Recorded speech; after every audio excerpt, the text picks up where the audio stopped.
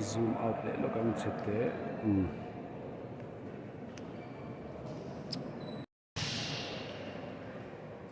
hele semi-final game panhina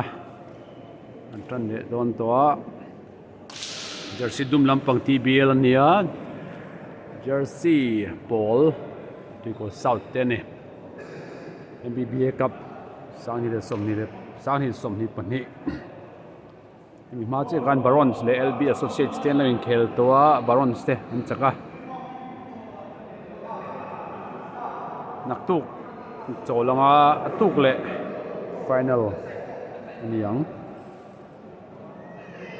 Thursday MBBA Cup kan khardon ni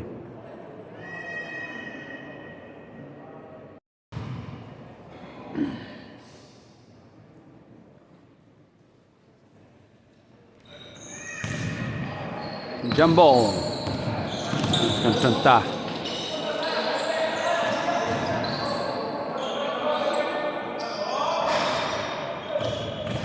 shoot Khatla TBL lamin han fura Tuikual South te Tuikual South hit an chere re hi sipai hian ang ka dia an khong an phek top mai ni ti mi mo sportsman nutuk sportsman khap maya ei tuna dina te fakate ho an ri thap mai ni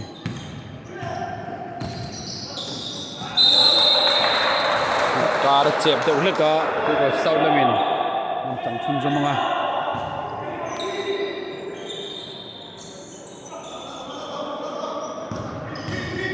dia dia ka dang tu khang thok phei man tre ba dina thiam na range tang takin smooth lu tukin first basket don honga tikhan point through 0 ani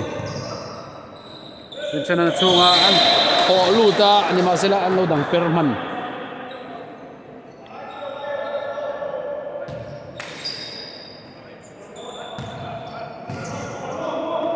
TBL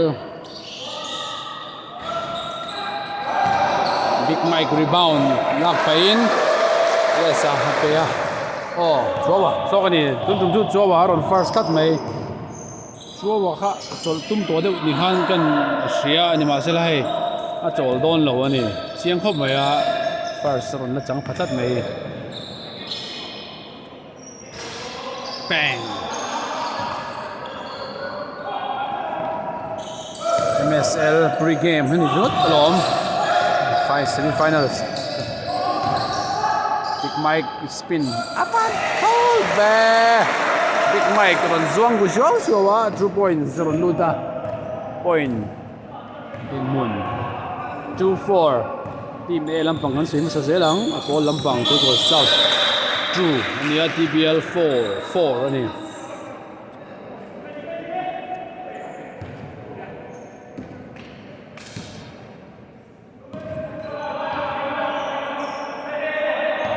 Maloka Christmas main 3-on-3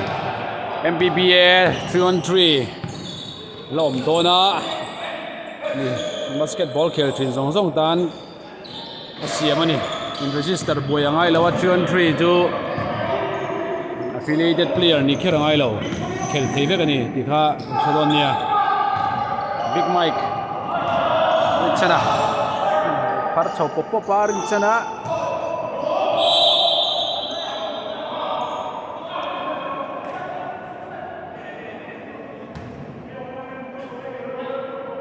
sorry min chana mokan ti kha ani reng lo me wala fa la zo kania ai hi ta tak kan min chana na pe pe ko pink le orange le tang te bo hian lo in taila le min an haircut ala in ang ve de bok nen ai anani la pong va me hi mo ren hoi chho zawarin chana hai orange zo ki rin chana chu ni jersey number 11 Kel don che ba khan game tran ma warm up lai khan dia 2 points fast to begin TBL lampang ron te phei ve lehthal gadin lo ti buaya pakhan ball lo ala trap game kheltan ma warm up lai kalin Moses alawin hiam lo maya na hianin asu tani first quarter kan khel mek point 4-4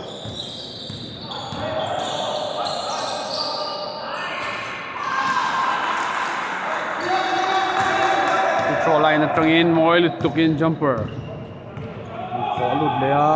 Tuikual South lamin tikhan 6-4 ani minute rukle chan ve khel turalom shot clock down to 9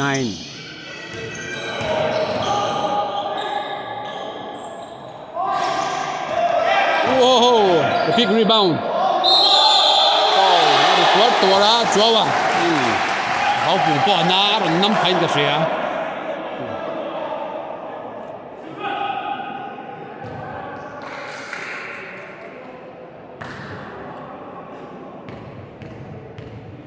down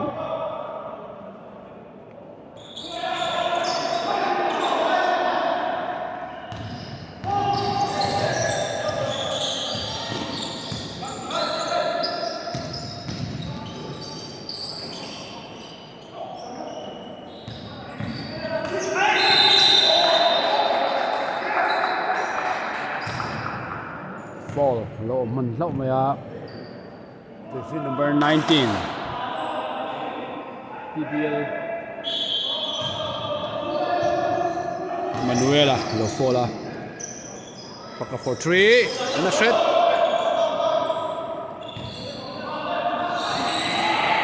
Paka hastil tangenge China Tranghan steel Chak to ni mo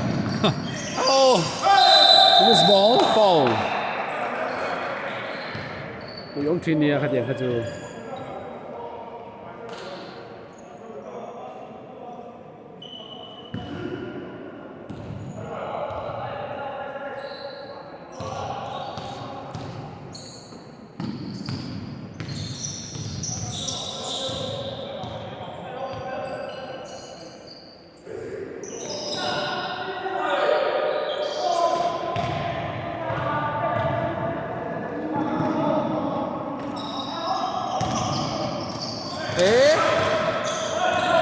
Tiếng hit lâu ni mo ball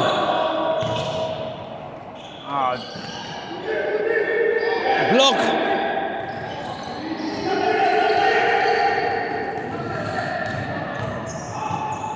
Tay na palian Dina ball alaya at rin dyan chu chak nutuk fall from behind ha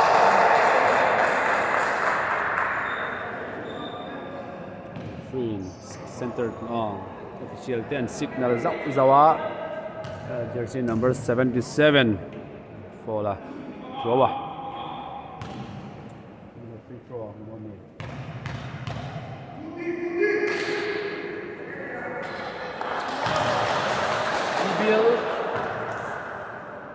TBL lam pangatang hianin coach hruai tluang an ron thut puya Simon Homboka assistant coach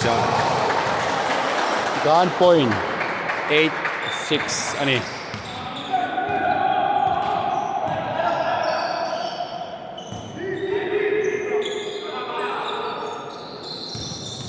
Sana bon hena bola let lea and hoi wala big Mike low high kha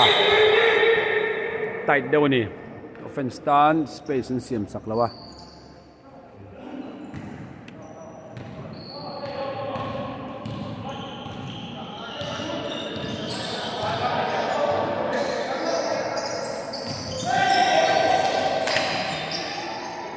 jumbo to call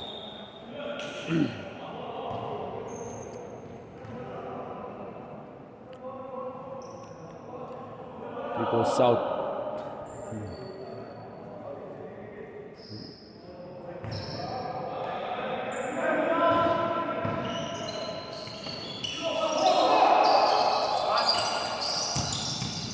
Gadia palian le palian in chang thuna de rong ka bai pushing ka chiang ve ka chu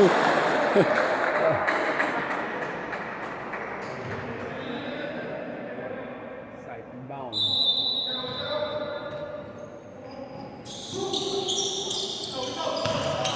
ya dia spin move chu ha ball per chuak tum lo bukin ma se turnover siam le a TBL point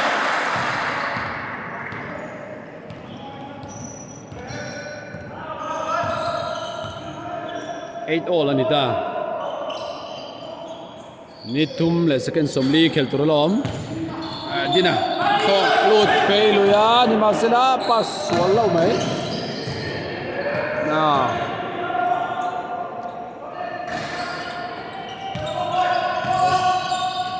first quarter atangin an ringhal mia maya puidon ai game puidon ni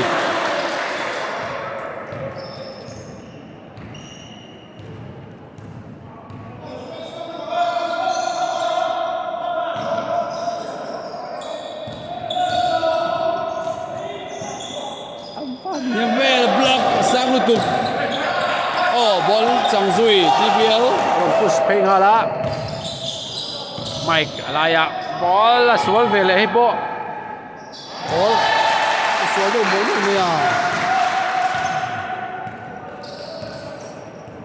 la lung lo do po ni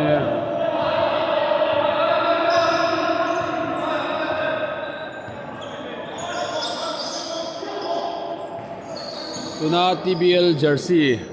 jersey number in chut na nang hi team dang te ka chuan ron chuto lo ula bang via nga chen chu afia lo ni number hi lang ke kok lo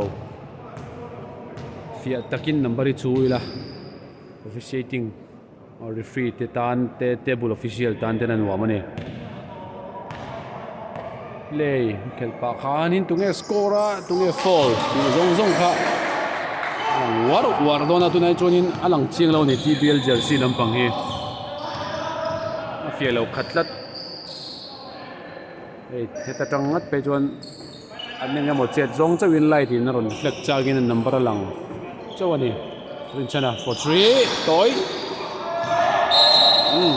ka chu chiang rebound in chuna lampang per chuakat point minute point 11 12 ania TBL in point khatin man hruai minute ni kel turalom fakana peswal rin sana lo spaya skill lutuk kasira lo changa pakapas tum yom takha lo salo kani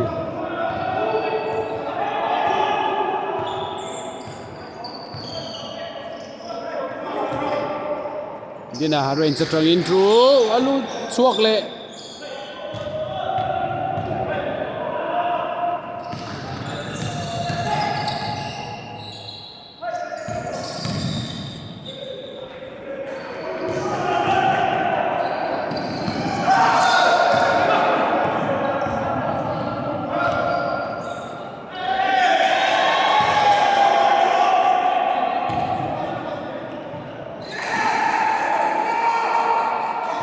layup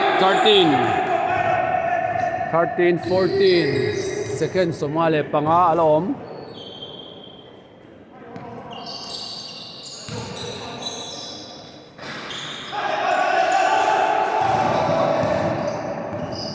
apahan rang bat be kamera kan her char melom left to right mai kan beng chuaka substitution fakaan pulak anga god sikilok doon second som tum le pali hello mani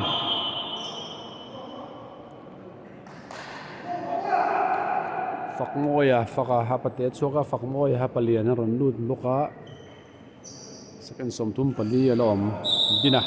inbound turin in ring vang Pakmoya fade away, jumper, retry.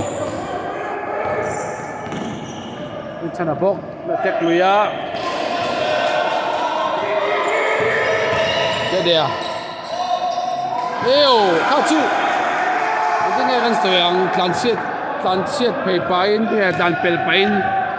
ka bo dar la deng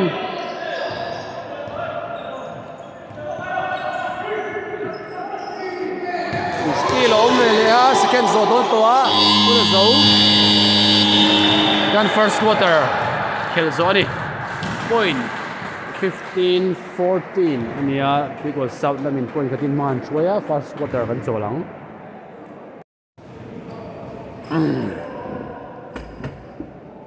tonight second quarter tran leng hal dona point katin man hruai Tuikual South lamin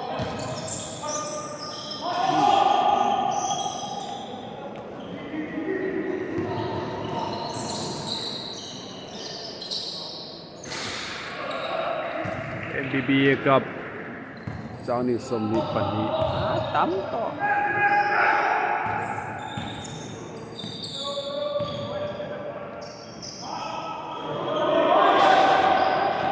zoom in out te zoom zeva ka vom swal chela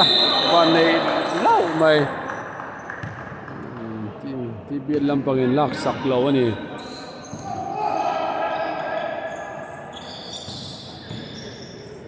oh flow là atangin bên sana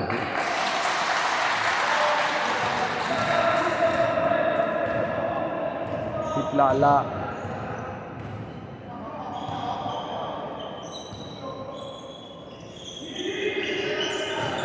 eo rồi sẽ palian bula bok kan vatileta anin lâu le china lâu nia and one chave free throw the South point did mun 15-18 ani team fall second quarter ata na pakhat na niya Tuikual South lampang jersey number 13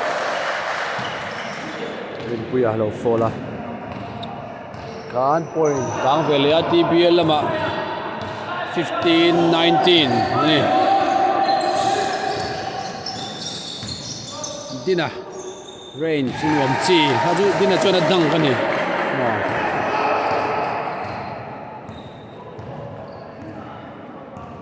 17-19 Big Mike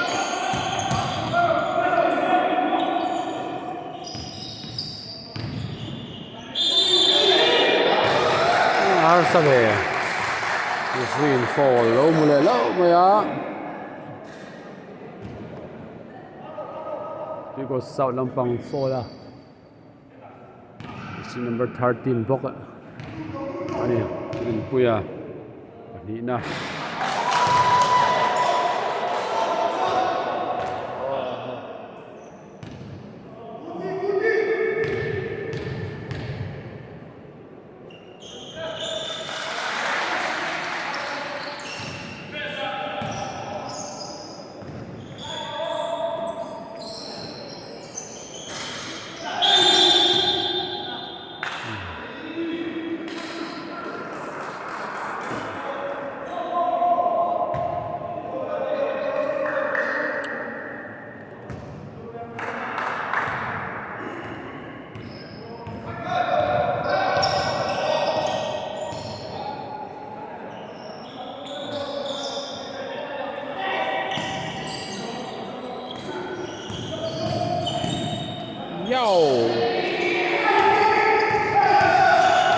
good for here what naketa tivele tunga Tuikual South lamin point ron phun ko zoka point 19-20 ani point khat TBL lat alman la hruai Manuela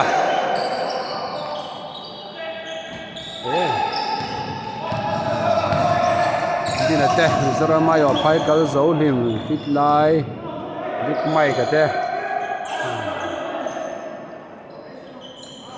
Oh, fakpuya, faka machawin.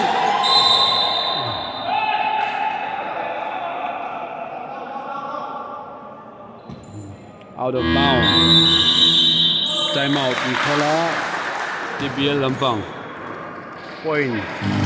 19-23. Ania. Minute sari khel tura lom ni. Time out tagin len lehthal.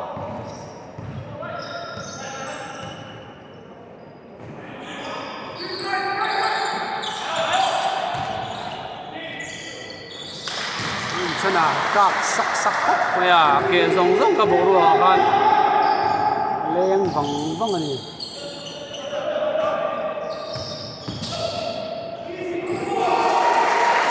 bucket 21-22 second quarter kan helmet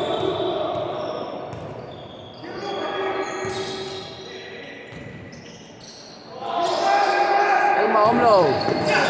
ball per suan pe pa, dina, lau lo, kami pakat, sana bok, lea ni po,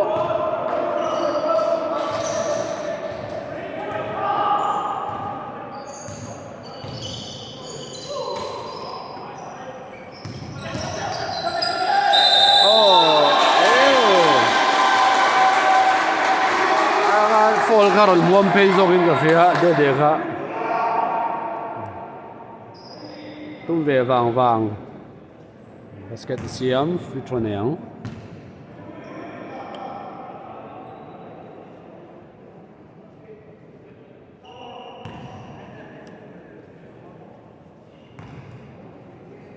iPhone han lak pup tu jakan chu kamera to chu zoom mi lo phel ta thina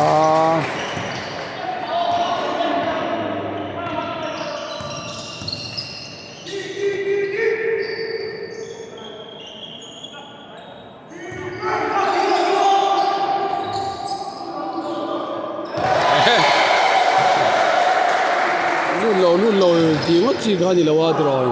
practice về treo cái tiếng anh tí đó chứ lụt chiang nghe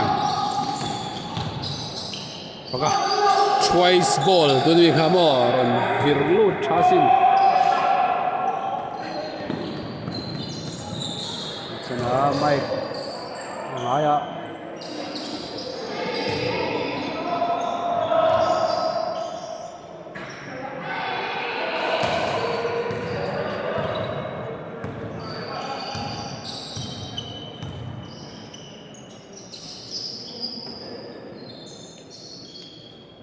cái gì à? Hoặc bây rebound là lâu quá.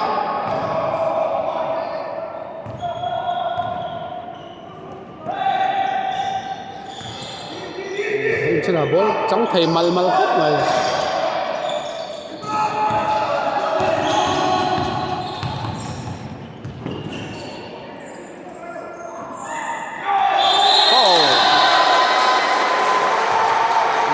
Jawa Palawa foul Puya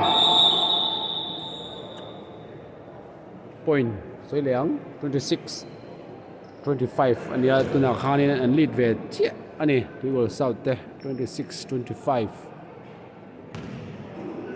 minutely khel tur loma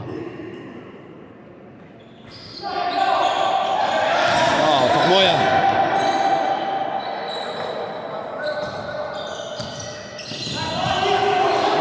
sa rồi MBBA player in cara ani ti han fellow mi loma Tuikual South lampang foul sa thung ani foul hi Tuikual South pali ta TBL lampang panhi ani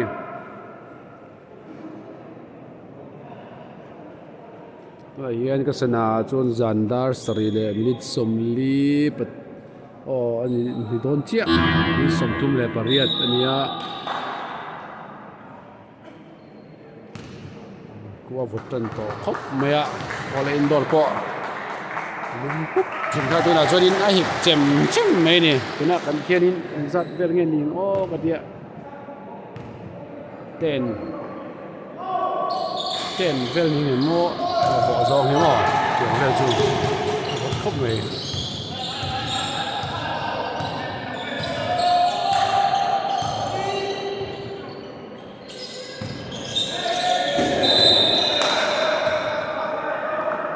bewaron luta ball chang lo chi ani tuna khan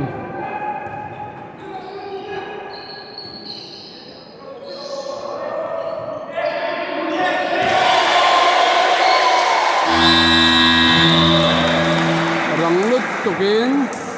time out rin lang hala lom sang zuala 3 points boy ni aron hit chia 2 point kang le ta point 26-29 ania TBL lampang maran hruai vele thunga time out minute thum le second somli pakhat khel tur lom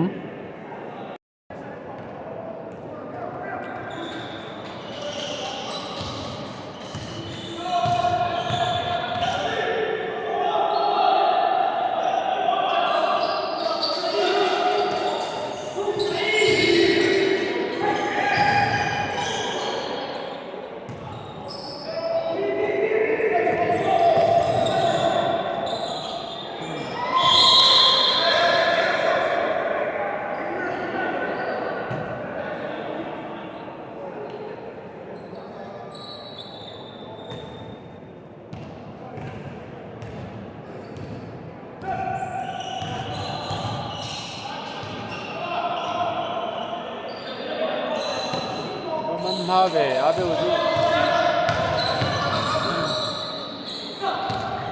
we need turnover time out ng lock na tangin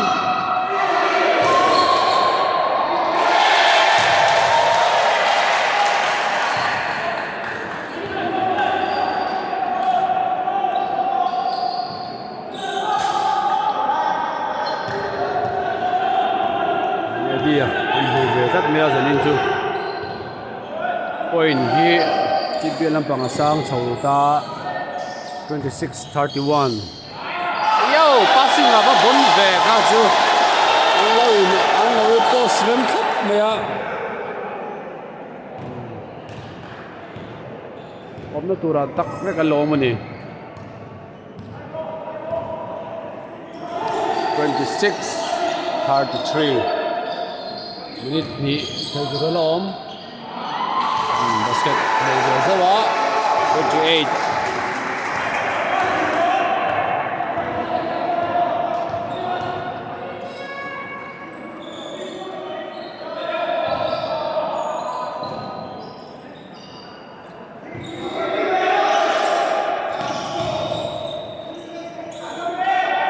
Emanuela decline there Haju 2 points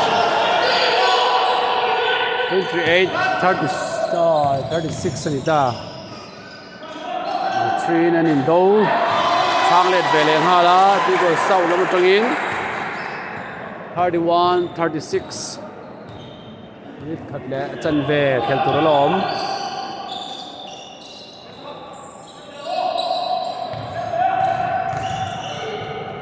Eddie ama strength power move from bang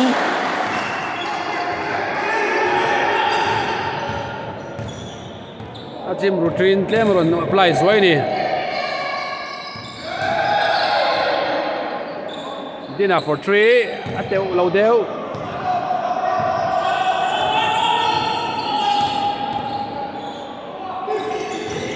arin paswal lo screen tum deu reu kha lo ma lo steal layer in chanan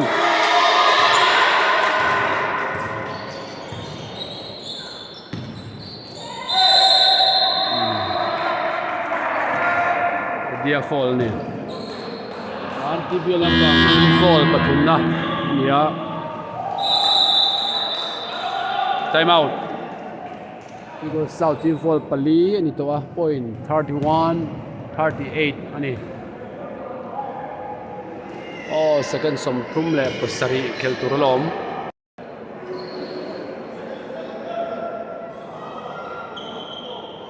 second som thum le pasari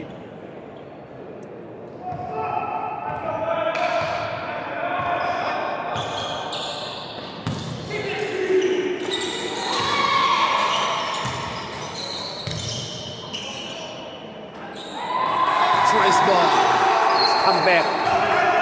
second song ni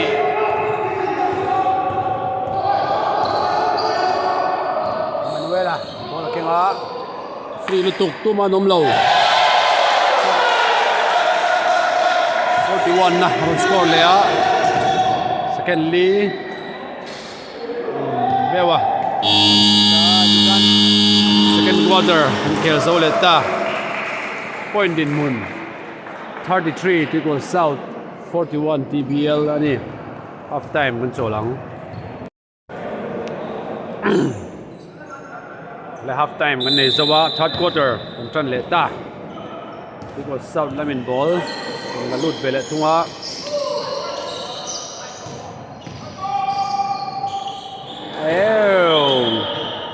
step in chede unega ball tanga position number 2 moya vor chau vel mai ni clear pad đi ra là tung vàng vàng free à chặt mấy vật đẹp quá tụi bạn lâu chẳng bốc xí là quá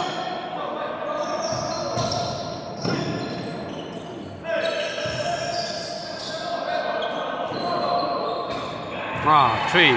gan basket cũng so về là chân ta point so young TBL 43 Tuikual South 36 43 ani chana karola ron in blue ta foul đen luôn tốt rồi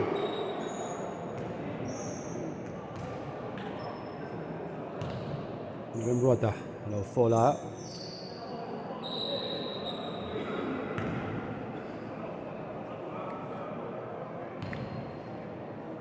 sát quarter tan team fall Khatla Tuikual South te Tuikual South đi fall in này ngã về trim 36-43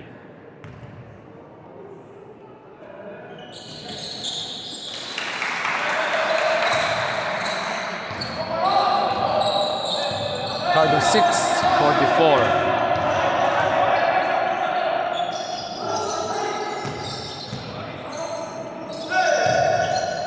anh tắm nhưng mà sẽ là anh tắm ngăn tịt thả ringot ta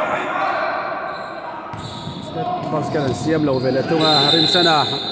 an el luya lu le teu hle mai zanin ju fence te po khat ve nuk maya rin sana zawk fall ni e chung lama te po an chu ve ne nuala TBL lampang hi fence nga zawka tam zawk ki TBL lampang atang rong kal Khatla lampang atang rong kal nge ti don TBL fence te an ni la vek chu ni lo nga noi Manuela da chau thei shama ni po man ni loka champion zo chawa na semifinal ang khel chun zom le ni Mount Carmel champion puya po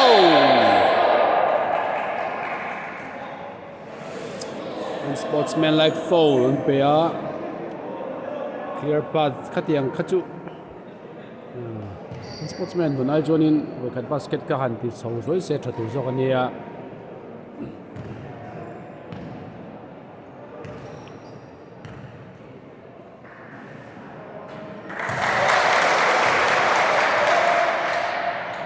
sang zo la 3 koi mo tak mai voi ni aron lu tang khanin TBL ten kang oka duna free throw an nei le a smooth lu tukin voi ni aluda point ni di hian 36-48 ania inbound chun som hal don ni an sportsman like foul ha dong nau mai Tuikual South lamin ka poi rang turnover Tuikual South hi Tuikual South an nga khet toin a fiata hin control lo chuanin chak na chan sa tlem don ani zanina TBL den khel tha chho riau maya no pang ho te thana za ni thei bok si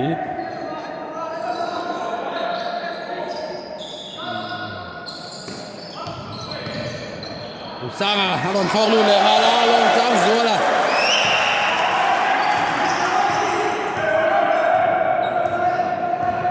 som pan hi nei der to ni dina tuma chu tum lawa ni masalan tilu trulia rem lo deu leka edia le mai ka in kara ni dina tan kha foul jersey number 2 lam sang zola lo fola ti rolin chu tho Tuikual South lampang chuaka opia ta morning grind opia TBL 50 ani to Tuikual South 36-50 MBBA Cup zawa hianin last week of December December Kartopa 3-1-3 ka nei chole hal tur ania tel dua piang tel thei do ni veteran group te po siam ania edia scoop pass Mike load ti boy man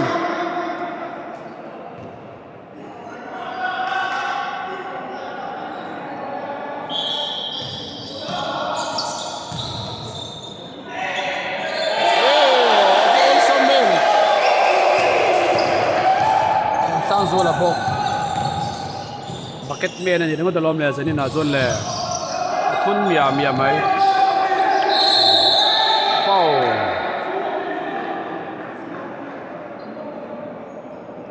arm swing kha edian complain dewa ngaron 10 pay lop ni na sia tang padang ve thau mai bon keng pay nek lut kha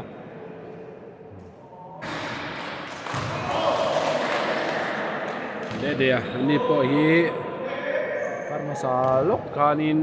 vairama Mizoram Police ayo in zugin khel Police Smith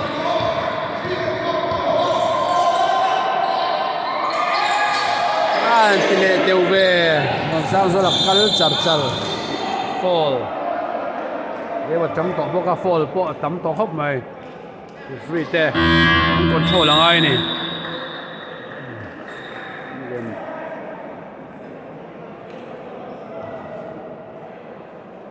point 38-53 ania TBL lampang team fall palina ani sia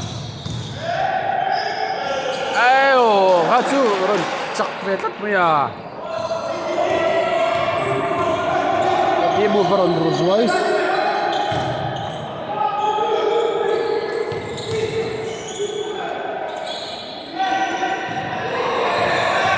sang dia para patum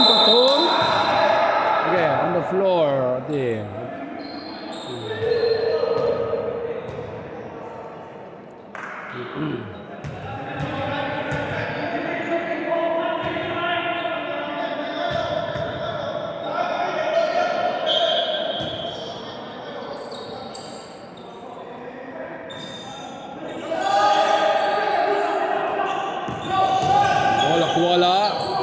Tuikual zela aban let nal em gachu lunge ayo al ma bok pinsan na bok ni ya sok sawa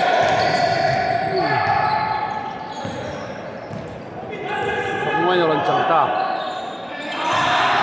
turnover omle turnover hi turnover chip de pa hi local sela Tuikual South dan Emmanuela lu bere tunga Emmanuela lom sang zolan 3 in ke chok TBL lama trangin tam to lu tuk 3.40-56 ani opia lu zogin tle lut vea sang opia apalian ani he hi ka che amu nom the basket ron nei vea thom ron nei don chan opia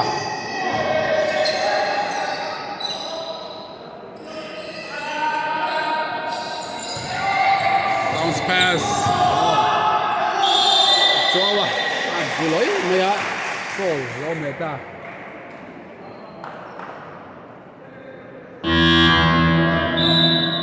jersey number 11 dia fall personal fall pakhat na ani pakmoya thulenga dina haron luta chowa tun tum chu strong khop mai tournament top bear te replay and chuan in atel ve mang lo ni se tu na chuan in khai pa nia first ron changa now te ron oi ron andigen tiang ron khai thakop pe tun tum chuawa come back ani Tuikual South 42 TBL 56 inbound of Moyem darnan lutu gina harboy pa lut zongin ni teka ni tek mol mai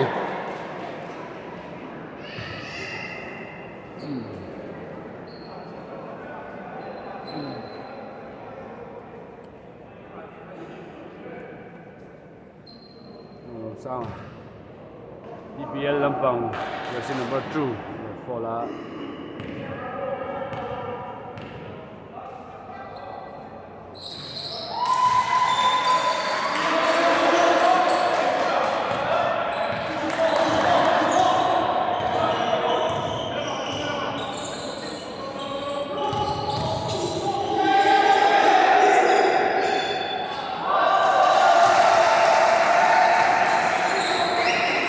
ni ini itu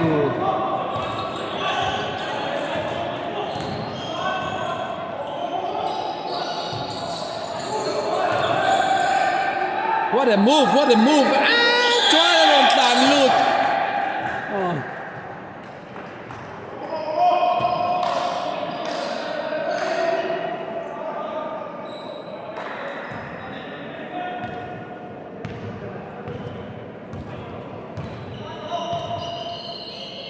45 58 TBL Lampang team fault penalty ni toa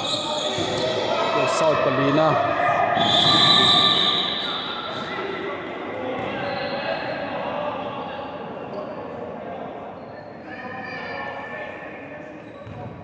kick ball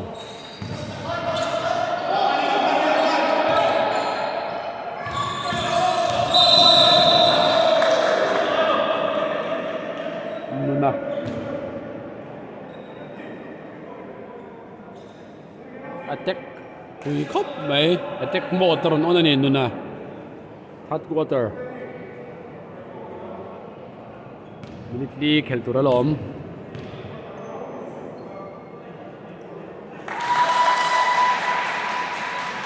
.46 Tuikual South TBL 58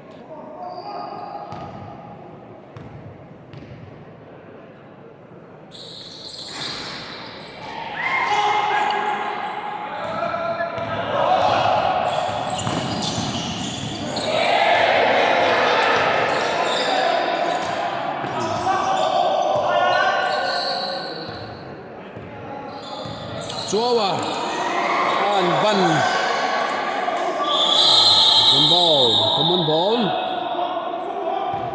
TBL in chang chhun zawm don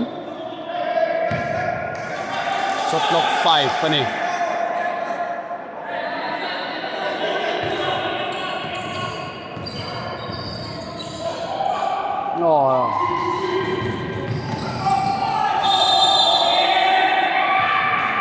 Manuela chào to niang trắng bốc xía thắt qua rồi chứ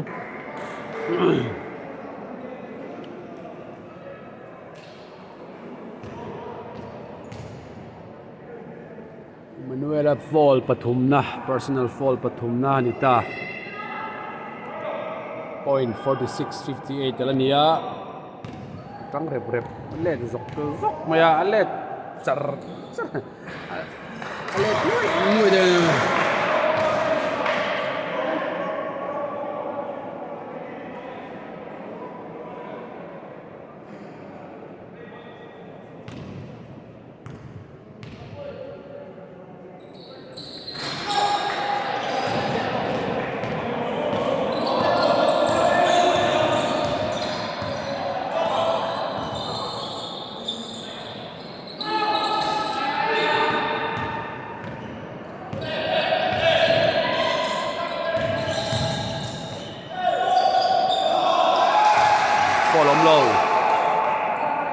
Khatla pa ngai.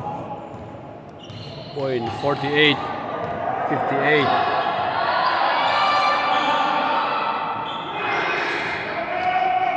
Tum kel dur lom.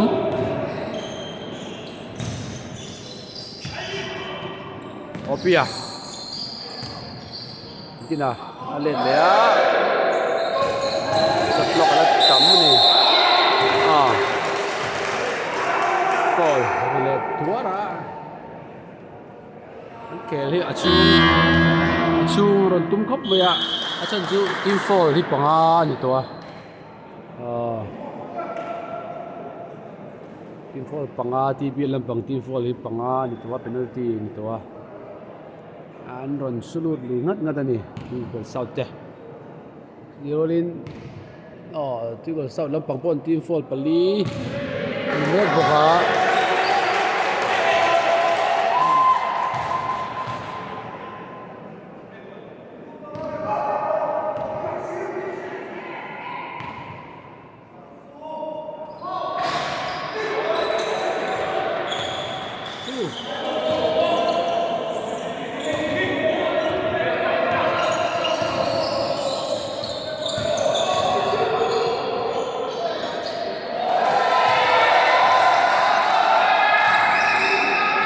Tonight, got the handles.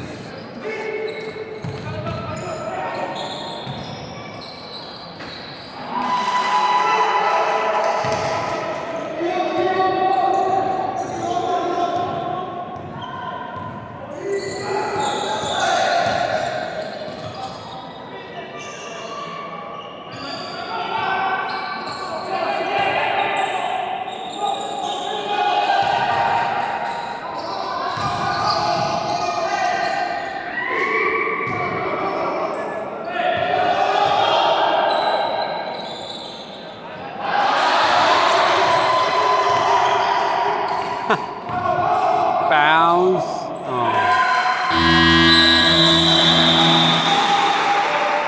Time out. TBL. Minute cut le second sama pathum kel turalom. Point 50-60 ani. Time out TBL.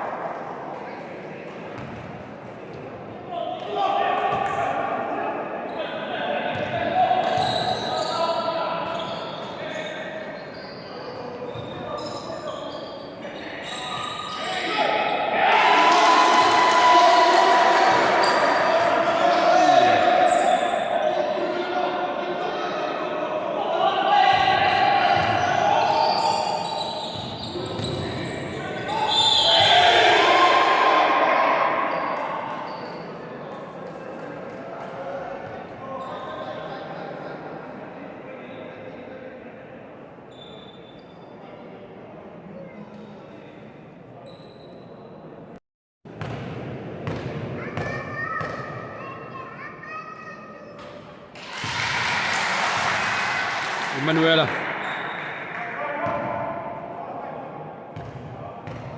54-61.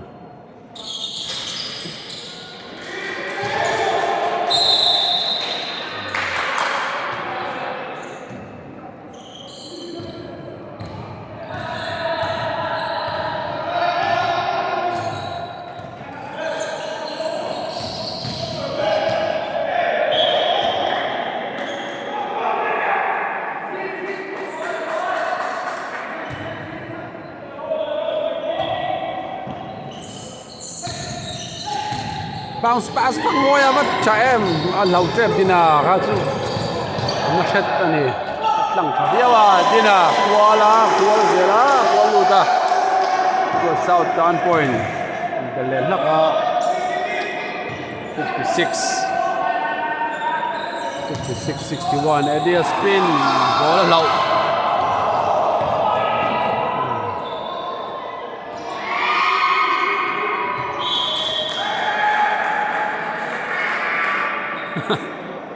Manuela ti lo ti out da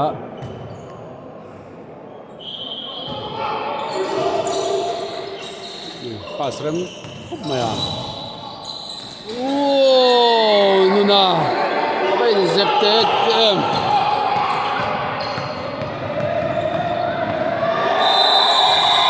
backcourt violation.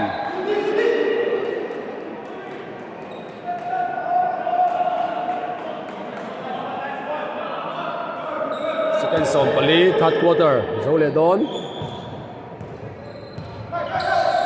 second zone rin chana lo khoi thalea follow man second read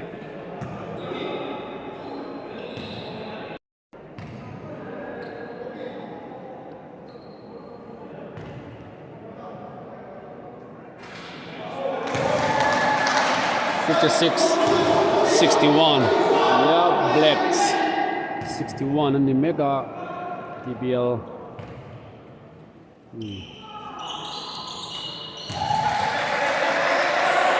62.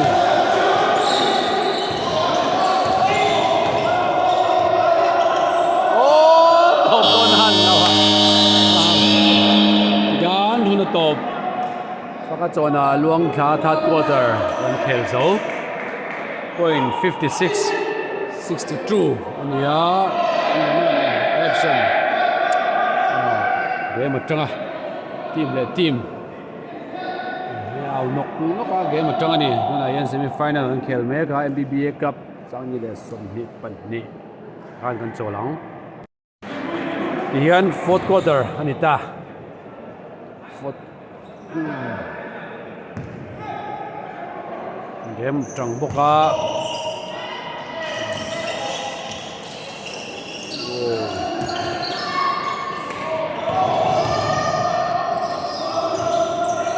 này có cái chiếc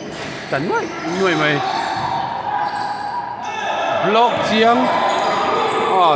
lên lẽ có cả nice pass lo om reng lo om din kha lo mi kha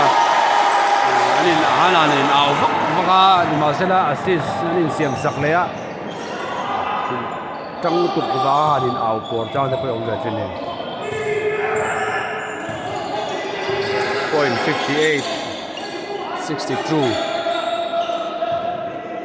Manuela and ball on chang le ya shot clock 3 2 1 also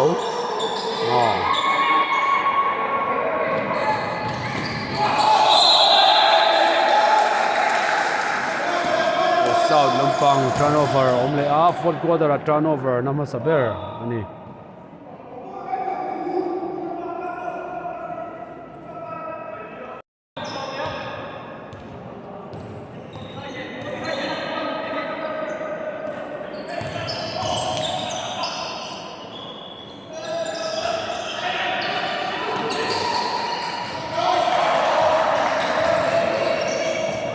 Ini na dahil lawang diyan lawa ang trunk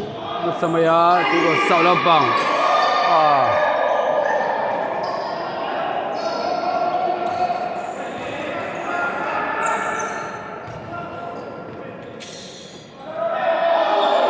rin sana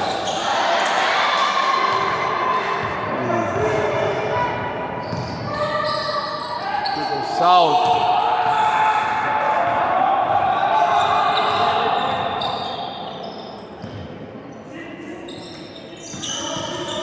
chana po ka pa pe thae mai ka loading mai an chalo yo ti tur nia time out call hala Tuikual South Lampangin break le lock don ni point 58-64 ania minute ni pon la khel king lo ni fourth quarter kan khel tua fourth quarter rajon sneaker chik tua tor tho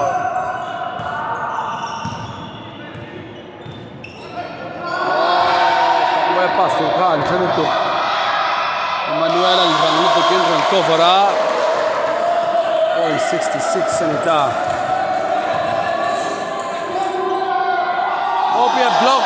kachu ka mukhat ve ma se sang e mani sila point cover na nan mang pasang fit buk le in chinga khana ron ham tha op ye shoot ka uluk lo deuh lek tin boka tuna kha chuan big mic ani ti kha theng ni op khan fake zau ta sila big mic khan chuan tir ta sila mo charging chowa nek na khata foul la hu pha nara chowa personal foul palina ania tin nek lu khat de de alo ni ve ber kher boka at du chi chowa foul la hu pha foul palina a fe ka bum dua la de de ra sok so line chilman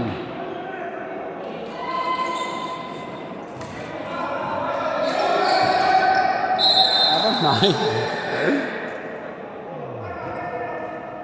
khel dar de wangai không chúc fa ang lo fe kha chu ri dup me à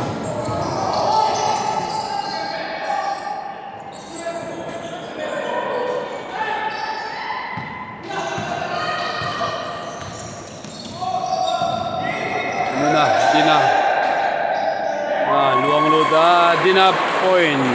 ngom din lai bor kha chuan fe ni rin ngam ve tu ni kha chu mo hot spot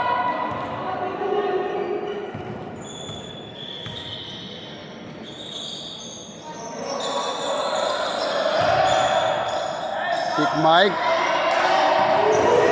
phagar ruan om tu la han ta hu ge bon dina leya pu le la time out hol ve la thunga TBL lampangin 64 66 lo nei le to ni mo 64 66 ania ni drug le chan ve khel turalom time out TBL time out zawa zawa handilan mang zo le chia ron lut le ta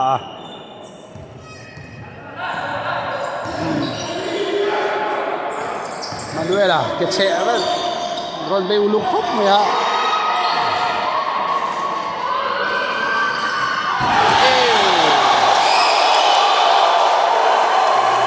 ring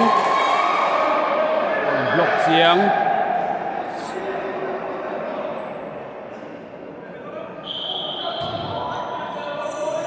Semifinals kan khel mek MBBA Cup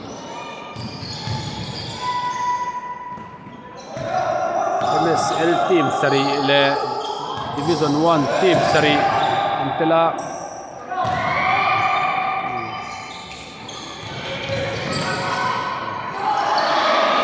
man mo ma ni khabole ra chu ding ma mai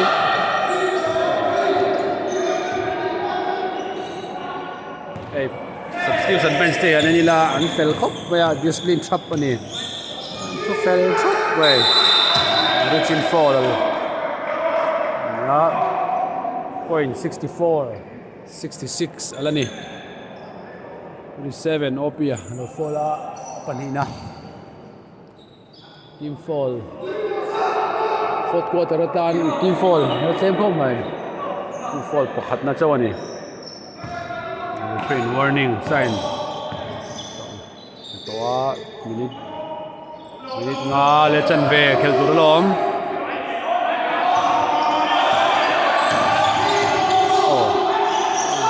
mala le mal ve three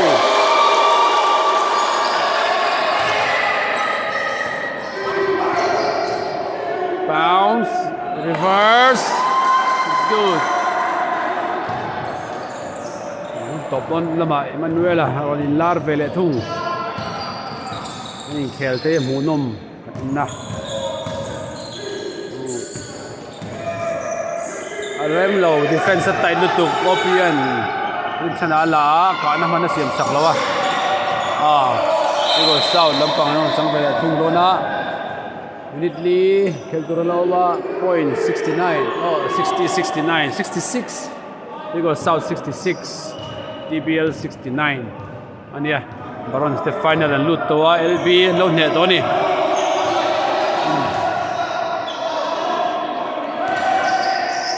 Quarter an khel an ti ka. Lau maya turnover omleta Tuikual South te. Turnover hi chiar tham ani zanin anin khel hi. Mizo film. Yen du chuan Lersia player khan lo en ve thin ro. Dikha an sei tel zo anga Lersia player hianin munom thei te mai ni. Le. Ileta. Oh, zut le kan tai Manuela. Kun top dona ron phur le mek. Kina. Oh, chang let ve le nga rang lo tu gen 3 bok. Ta mu no mem. 69-72. Minute lead chia. Step out. Coba.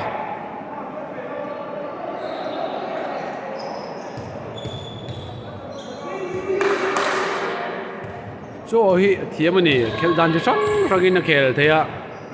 Tuma chuanin power forward angin a rin lar. Center popin power forward in rin lara.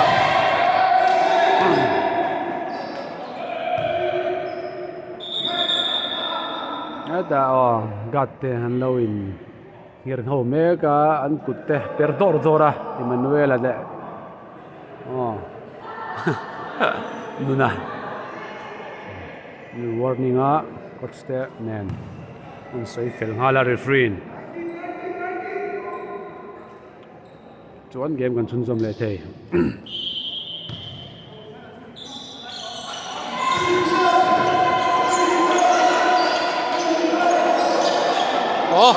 Tiledon. La day may chuawa chak naron mang leta. Oh, tulog sana layup miss. Game apubo, game akubud bud. Chuawa bok kaniya, ball ron char leya, ball ron draw. Dia. Go fall betung ron ni. Chuawa ni natangin. Gan dia fall di patum na hanita. Minute tum la second som di panga khel tur lo ba Tuikual South team fall panhina TBL team fall pakhat tola Big Mike kan hena le arin chana sir zogin ron he bayarin chana wela three kun top don tola warin chana ron la veleta rin chana le Emanuela cài thủ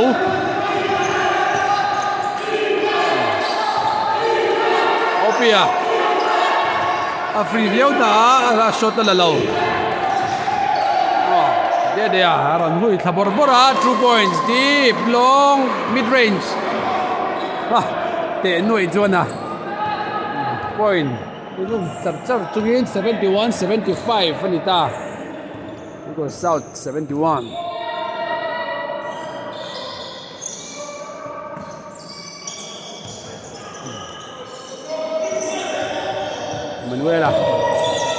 Manuela laya for flow defender ban par ringot dia melemek Opia achan samis dia bok dan siat pa in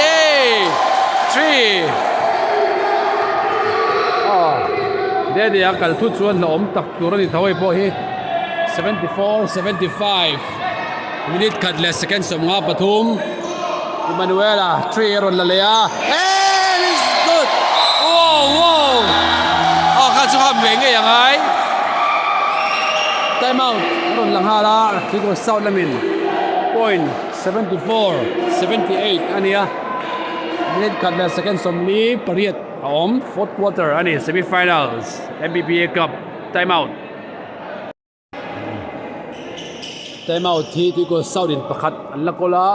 TBL pon pakhat an lakol an kol pakhat ve an kol ani fourth quarter mid Khatla second somli pariat Tuikual South lampang inbound turania 3 in chang zai zaka basket in lu choka hot mega dia sunga foul lo om man dia po khel chacho fourth quarter chu dia kuta ball tam boka in attack mode dia le nuna sang Tuikual South lama tengin fourth quarter ti rolin lo sang sola hare le sia Emmanuela TBL lampang Emmanuela lung chawar zut lung le to ni hit cut le second somli pakhat lom 74-78 offensive rebound dia so tum lu le and one counted bucket dia big Mike kalau fall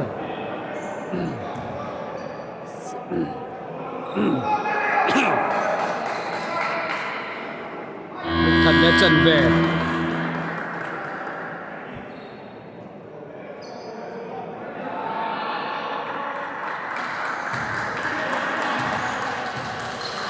Big Mike fall out. Big Mike is out. Fall pangana. Yeah, there free throw. Point 76-78. 77-78. Đi khẩn lẽ chân về. Point guard của ta anh thật thui lẽ. Cho vào Bogin. Cho tay Rinsana for three. Marin quý về semifinal là nè dia đã còn zuan lệ cover up basket ôm lệ 79-81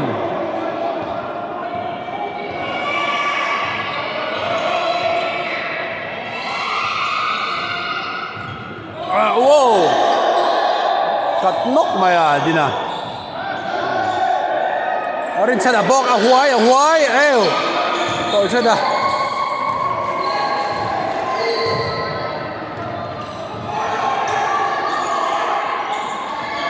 pa số là chi anh tổ lâu nè turnover xem chi tổ lâu opia for three các anh for three opia các cho anh base này tụi nó nè cả point anh lehthal le chia 82-81 time out long call ngala TBL second som tum le pani alawma Tuikual South and lead ve chia second som tum le pani 82-81 apui mia nak tu ga hian cholanga one day break anga final khel turin chuan Thursday zana final khel don ani hey mi huna tho hian in 3-on-3 kha nei le ngal tur ania Christmas zawa kum tharma sin 3-on-3 category rang le open men's le veteran te khel tur ani bokanga entry free kha pek thei ni tuna hian ngai tua tur ani tin kan mizo film movie thatak tak achuak mek zela lersia play akhanin lo entry nanga lersia play Google phone Android mang chuanin kan en thei vek ani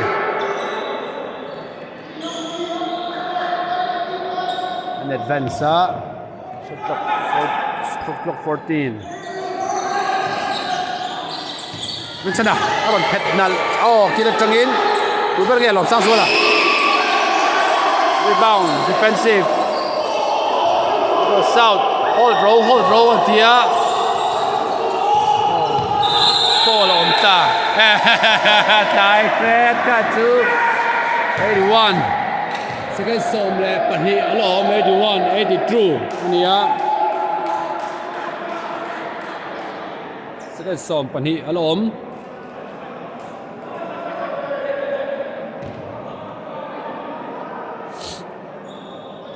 team fall palina ani penalty la ni lawa time out call le ngala Tuikual South lamin time out an phang zo chan chu poi moni tuna hian an inbound dona time out tangkai tak mangin second som pan hi i man zo ron tum dona because South time out ani 82 81 last option an mang zo ta because South lamin time out an nei talo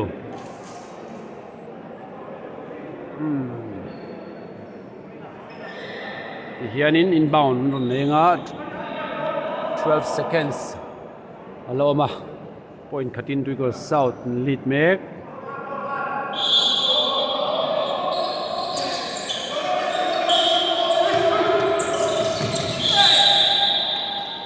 chana lo fall hala team fall penalty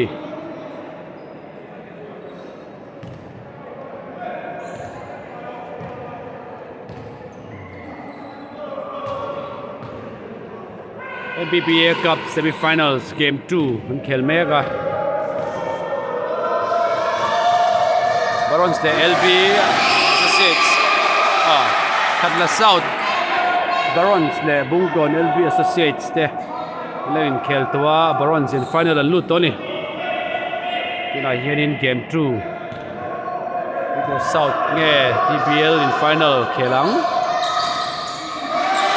Wawa big rebound home swal low may chua one foul poi lutuk second riat talom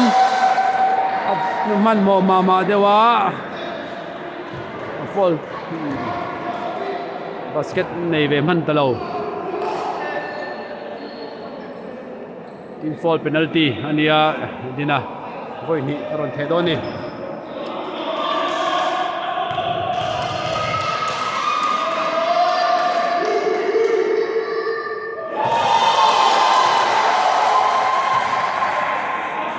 second riat alom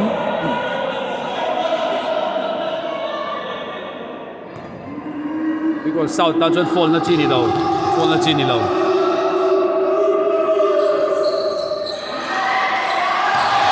nala dina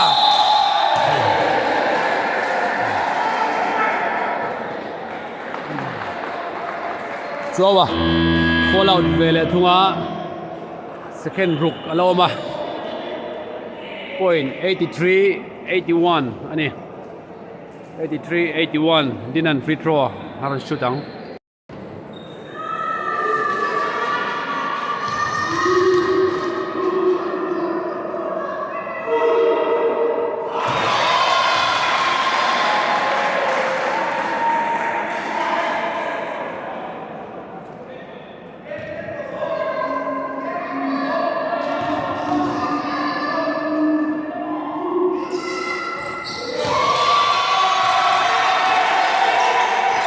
$85-81